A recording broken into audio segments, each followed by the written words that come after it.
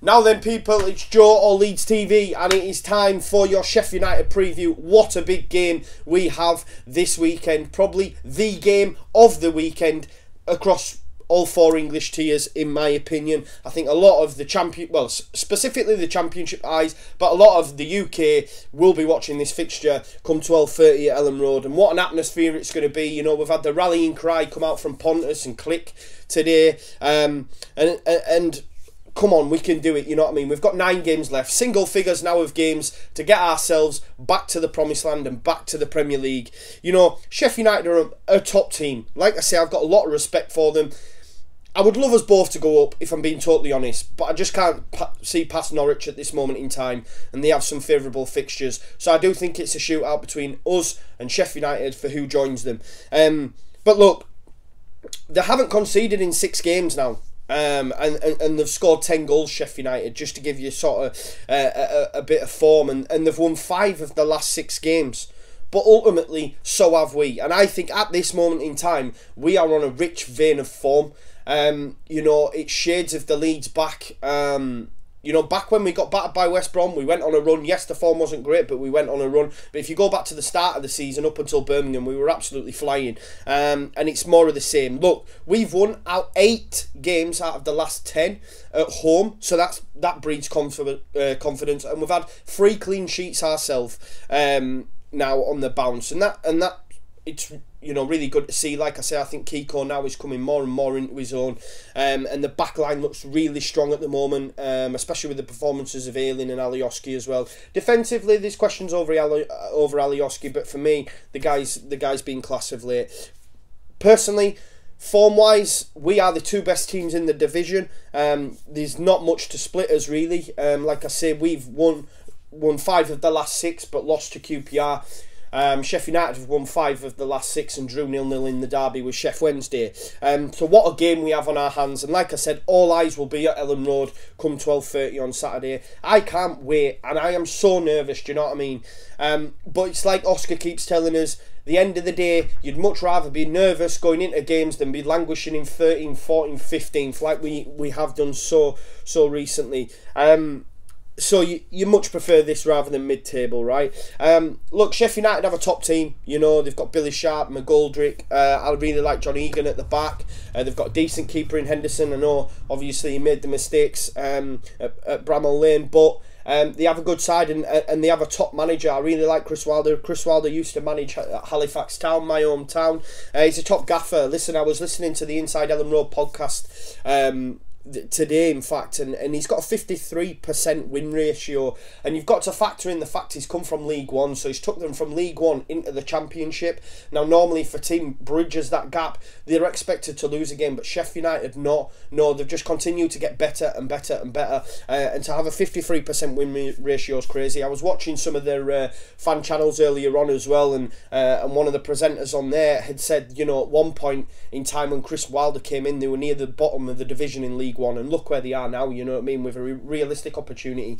And I do, like I said earlier, I really respect Sheffield United, and I wish we would both go up, us as champions, them as seconds, because I do like them, and I'd like to have that Yorkshire rivalry up in the Premiership as well. But listen, as I've said, I think Norwich are gonna go up and probably win the league, in all honesty. I hope I'm wrong though. Listen, press conference today, Bielsa for the first time hasn't named his team, probably because no one's bothered to ask, because they just assume that, you know, he would tell you. This time he hasn't told us, but I think it's pretty safe to say that we're going to have the same lineup. Checking in with LUFC stats, the stats man on Twitter. That'll be the first time since August 1995 that we have fielded the same lineup 6 games in a row. So a little bit of a stat there for you. Listen, obviously we were without Roof and Forshaw. I think, you know, Roof's getting better. The leg brace has come off. He started doing some running. Will we see him back sooner than we first envisaged? I think we will. But them two are our long out absentees. But listen, Jack Clark is due to play tonight for the under-23s. I think it's highly likely he might do, say, 45 minutes. If he makes 45 minutes, comes out of it, will we see him on the bench on Saturday?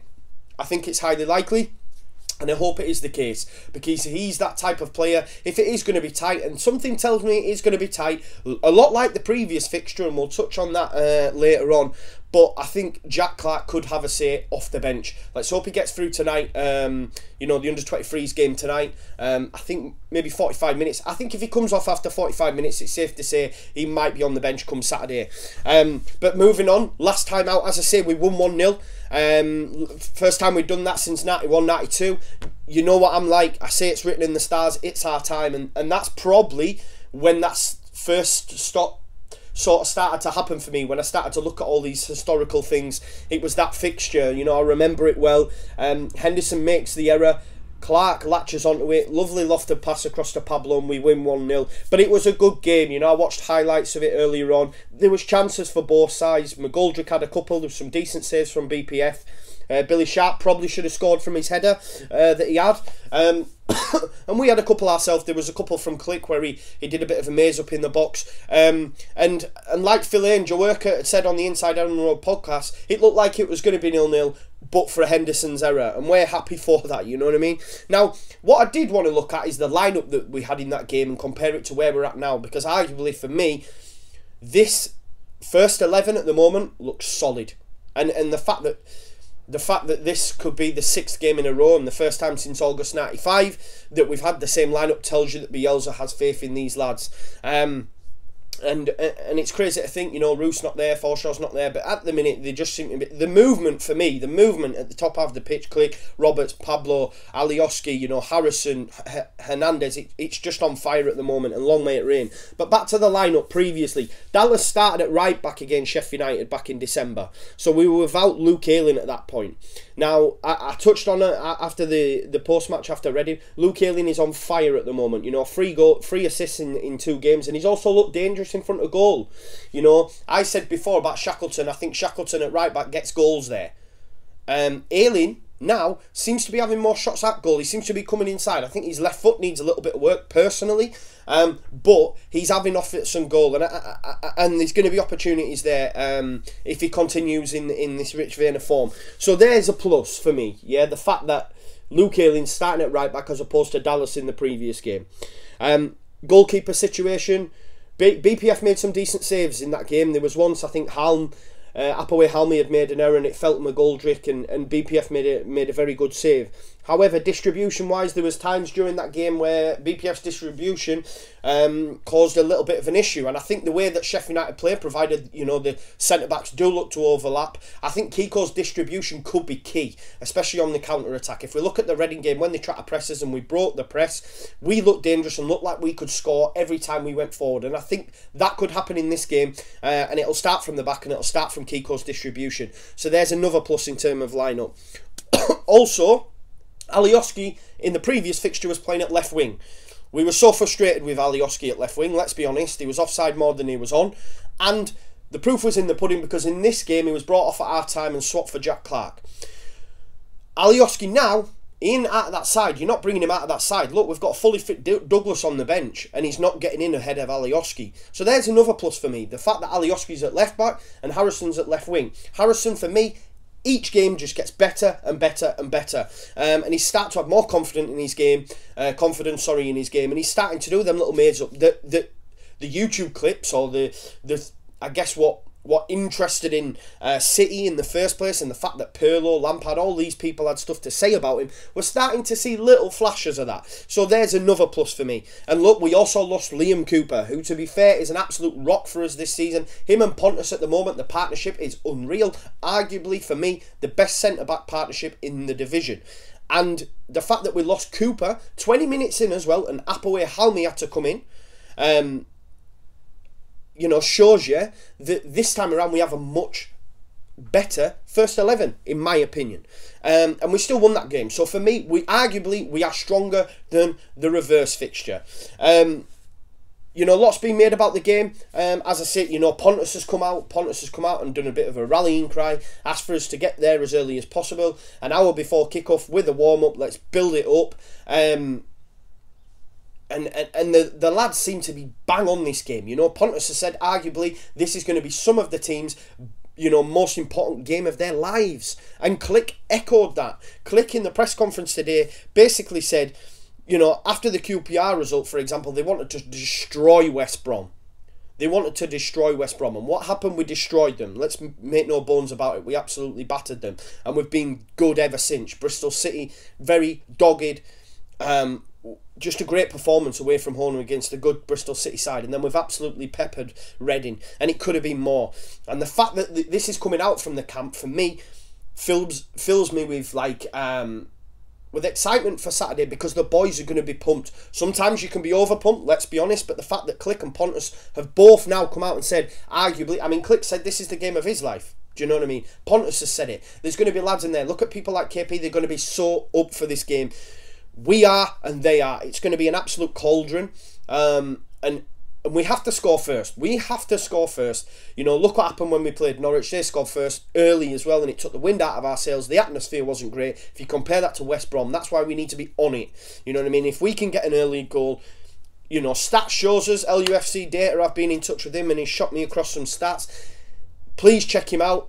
You know, I seen a tweet he'd done the other day where a lot of the mainstream media and radio, all that sort of stuff, aren't picking up on some of the stats and some of the quality that's going on at Leeds United. We know why. It's because it's Leeds. But LUFC data and LUFC stats, you know, they're trying to get that stuff out there. So make sure you check him out on Twitter. And he's let me, you know, if we score first, and I've said it before, if we score first, we win. It's a fact. This season, 18 times now, we have scored first and we've won. And we're the only team in the top 4 English divisions that have failed to drop points when in front. And not only that, we now have the best record after scoring first across the top 2 tiers in France, Italy, Spain and Germany, including England. So that tells you how good we are. And if we go in front, believe me, we're going to win. Do you know what I mean? And that might come back to bite me, but it is what it is. If we go in front, we're winning that game. And if we can get an early goal like we seem to have been doing at the moment, then, you know, we're quids in and we win the game. In terms of prediction, listen, I don't know what to predict. It could be tight. It could be very tight. If you look at that reverse fixture, it could be very tight. Both very good defensive teams at the moment. You know, arguably Leeds are solid at the moment, more so than they have been for the rest of the season. And like I say, Sheffield United haven't conceded in 6 games now, so it could be tight. Would you take a draw? Would you take a draw? Listen, if you take a draw, you then come back after the international break. You beat Millwall, and you know it's as you were. But we need to win, and we should win, and I'll touch on why we should win a little bit later on. And I was gonna say, you know, right, I'm feeling a 2-0 Leeds win. And then, like I said, I was in touch with LUFC data. We haven't scored 2 goals in a single game versus the Blades since 1994. So that's quite a big thing, right? So it's going to be tight. It's going to be tight, and it could well be 1-0. It could well be 1-0 to either side, if I'm being totally honest. It's going to be that tight. But what I do want to leave you with, and you know what I'm like, it's written in the stars, it's our time. If we do the double over Sheffield United, and I've touched on it before, if we do the double over Sheffield United, it'll be the first time we've done that since 91-92. And what did we do that year? We won the league. And for me, how fitting would it be, with the sad passing, as we all know, yesterday we heard about the sad passing of Bill Fotherby, who was managing director at the time in 91-92 when we won. You know, we were the last true English champions before the Premiership and all that money came in. He was the managing director that season. So how fitting would it be for us to do the double over Sheffield United and go on and get promoted? Do you know what I mean? It's written in the stars. It's written in the stars. Let's do it for Bill. Let's do it for Leeds. Let's do it for West Yorkshire. You know, we're going up, boys. And I'm really confident. I'm confident. I'm nervous, but I'm confident. And I think we can win the game. And I'm going to go for a 1-0 win. And it's going to come from the magic man. That is Pablo Hernandez. But I hope you've enjoyed that preview, guys. Please let me know in your comments. Make sure you hit the like button, share, subscribe, all that jazz. Conor's done a preview and review, so make sure you check him out. I know you all love his stuff, and look out for Oscar as well. But it's been a pleasure. I've done a little bit of homework. Hope you like it. And let me know your thoughts, your score predictions. And look, I look forward to seeing you all bright and early on Saturday morning. I cannot wait. Marching on together, guys. We can fucking do this. And let's do it for Bill. Leeds, Leeds, Leeds.